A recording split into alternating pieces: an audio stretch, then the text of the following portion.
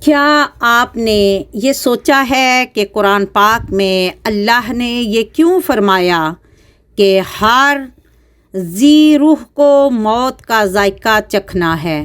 یہ کیوں نہیں فرمایا کہ ہر ذی روح کو موت آنی ہے؟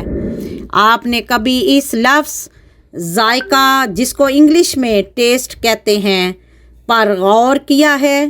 سائنس کہتی ہے کہ ہر انسان کی چکھنے کی حس مختلف ہوتی ہے۔ اگر کسی کو کوئی چیز پسند نہیں تو اس کا ذائقہ برا ہی لگے گا۔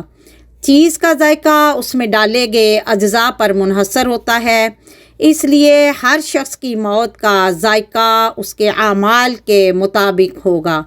اس کا ذائقہ دوسروں کی موت سے مختلف ہوگا۔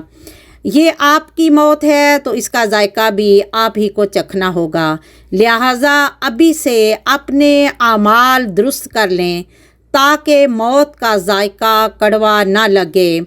موت کو جس طرح بھی آنا ہو آ جائے، اپنی تو بس یہی آرزو ہے کہ موت کا فرشتہ آئے تو یہ پیغام لے کر آئے کہ یا ایتھا النفس المطمئنہ ارجعی الی ربک راضیۃ مرضیہ فادخلی فی عبادی وادخلی جنتی۔ اے اطمینان والی روح، اپنے رب کی طرف لوٹ چل، تو اس سے راضی، وہ تجھ سے راضی، پس میرے بندوں میں شامل ہو اور میری جنت میں داخل ہو۔ اللہ تعالیٰ سے دعا ہے کہ اللہ تعالیٰ ہمیں اچھی موت اور اچھے ذائقے والی موت نصیب فرمائے۔